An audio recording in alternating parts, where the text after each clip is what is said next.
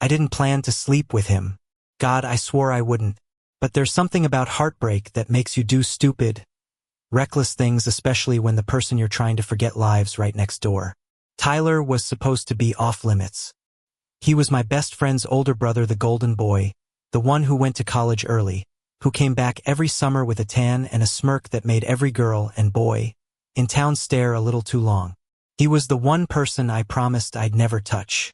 But that night, that promise burned like paper. It started with anger, the kind that twists in your gut and doesn't let you breathe. My best friend, Luke, had ghosted me after I confessed that I'd fallen for him. Weeks of silence. Weeks of pretending I didn't care. And then I saw him, laughing with someone else at the diner, his arm around another guy's shoulders like I'd never mattered. So when Tyler walked in, his dark eyes locking onto mine with that usual mix of curiosity and danger, I didn't think. I just moved. "Rough night?" he asked, sliding into the booth across from me. "You could say that." He leaned back, lips curving. "You look like you're about to burn something down." "Maybe I already did." He laughed softly, and somehow, that sound, warm, low, familiar, made my chest ache in the worst way. One drink turned into 3, then into his hand brushing mine, then into his voice whispering, "You sure about this?" I wasn't, but I nodded anyway. The cabin smelled like cedar and whiskey and trouble. He kissed me like he'd been waiting for years, like he'd seen through every wall I'd ever built and decided to tear it down. I told myself it was revenge, that I was just using him to forget. But when his fingers traced the edge of my jaw and his voice broke against my neck, "Don't run from this," I knew I was lying. The morning after, I expected regret, silence, distance. Instead, I woke up to Tyler cooking breakfast in nothing but a towel, humming softly to some old country song. "You're still here," I said. He smiled without turning around. "You say that like it's a bad thing." I didn't answer, because it was. Should have been. He served me pancakes lopsided, slightly burned, and sat across from me like we were something real. The sunlight caught on his hair, his skin still marked with the traces of what we'd done. I wanted to tell him it was a mistake, that he wasn't the one I wanted. But the lie stuck in my throat. "Luke doesn't know," he said suddenly. My fork froze. "He can't. He'll hate me." Tyler met my eyes, serious now. "He doesn't get to hate you for something he threw away." There was something dangerous in the way he said it, not anger, but protectiveness. Like he was already choosing sides, and I wasn't sure if I wanted him to. That night replayed in my mind every time I saw him afterward. The brush of his hand when he passed me a glass. The way his voice softened when he said my name. The way he looked at me like I wasn't just a mess trying to forget someone, like I was worth remembering. But secrets never stay quiet for long. It was a week later when Luke showed up at Tyler's cabin, drunk and shouting. "You think I wouldn't find out?" he yelled. "You really had to screw him?" My heart dropped to the floor. Tyler stepped in front of me before I could say anything, his voice steady. "You should leave, Luke." "No," Luke snapped. "You don't get to play hero now. You ruined everything."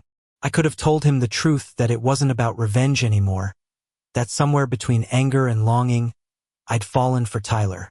But I didn't, because the words felt too fragile, too real. Luke stormed off, slamming the door so hard the glass rattled. The silence that followed was worse than any shouting. Tyler turned to me slowly. "You okay?" I shook my head. "He's never going to forgive me." "Then let him hate me instead." He reached out, hand trembling just a little, and pulled me close. I could feel his heartbeat against my chest, fast, unsteady, real. That's when I realized the truth I'd been running from since that night. Tyler wasn't my mistake. He was the thing that broke me open. Tyler didn't let me leave that night. Not because he forced me to stay, but because I couldn't make myself walk away. The world outside that cabin felt too cold, too loud, too full of the ghosts I tried so hard to escape. Inside it was quiet, just the sound of rain tapping against the roof and the warmth of his body next to mine. He handed me a mug of coffee and sat beside me on the couch, his expression unreadable. "I shouldn't have let it go this far," he said finally. "Not when I knew how much he meant to you." I stared down at the steam rising between us. It wasn't supposed to mean anything. He laughed low, rough. Guess we both failed at that. There was a silence heavy enough to drown in.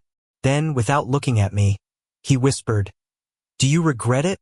I thought about Luke, about that first night, about the way Tyler's hands had shaken when he touched me like he was afraid I'd vanish. "No," I said quietly. "I regret not being honest sooner." He turned to face me then, eyes shining with something that looked too much like hope. "Then be honest now." And I was. For the first time in months, I let everything spill out, the anger, the confusion, the guilt, the love I didn't know where to put. I told him how it started as revenge, how it turned into something real before I even noticed, how every time he smiled, I forgot why I was supposed to be mad at anyone. When I finished, he didn't say a word. He just pulled me in and kissed me, not desperate, not reckless, but steady, like a promise. The days that followed were quiet but heavy. Luke stopped answering my calls. The town, small as it was, started to whisper. People noticed things, the way I'd started showing up at the Miller cabin too often, the way Tyler and I looked at each other when we thought no one was watching. One afternoon, I found Tyler fixing his truck in the driveway, grease smudged across his forearm. He looked up and smiled, but it didn't reach his eyes. "Luke's leaving," he said simply. "What?" "California. Said he needs space." My chest tightened. "Because of us?" He didn't answer, but the silence told me everything. That night, I drove to Luke's house. His room was half-packed, posters torn off the walls, drawers empty. He didn't look surprised to see me. "Came to say goodbye?" he asked. "Came to apologize." He laughed bitterly. "For sleeping with my brother? For not telling you the truth?" He turned away, jaw clenched. "You could have picked anyone else." "I didn't pick him," I said. "It just happened. And I know that doesn't make it better, but it's the truth." For a long time, he said nothing. Then his shoulders dropped. "You really care about him, don't you?" "Yeah," I admitted. "I do." He nodded slowly. "Then don't screw it up." I didn't expect forgiveness that night. I didn't even deserve it. But when I left, Luke followed me to the porch, and for the first time since everything fell apart, he said, "Take care of him." I found Tyler sitting on the porch steps when I got back, a beer in his hand, the porch light flickering behind him. "How'd it go?" he asked. "Better than I thought." He raised an eyebrow. "So, we're not running away to Canada?" I smiled. "Not yet." He laughed, that low, warm sound I'd grown addicted to, and pulled me closer. We stayed like that for a long time, the night wrapping around us like a secret that didn't need to be hidden anymore. Weeks passed. The leaves turned gold, the air colder. Luke texted me, sometimes short, awkward messages that meant more than they said. The gossip died down. People moved on. And somewhere in between morning coffee and midnight drives, Tyler and I stopped pretending what we had was temporary. One evening, as the sun dipped below the trees, he handed me a set of keys. "What's this?" I asked. "Spare key," he said. "Figured you should stop knocking every time you show up." I looked at him, heart pounding. "That's your way of asking me to move in?" He grinned. "Maybe." I leaned in, brushing my lips against his. "Then maybe I'll say yes." He kissed me back, slow and sure. The world felt small again, just us. The house, the lake, the quiet kind of love that doesn't demand attention but somehow fills every space anyway.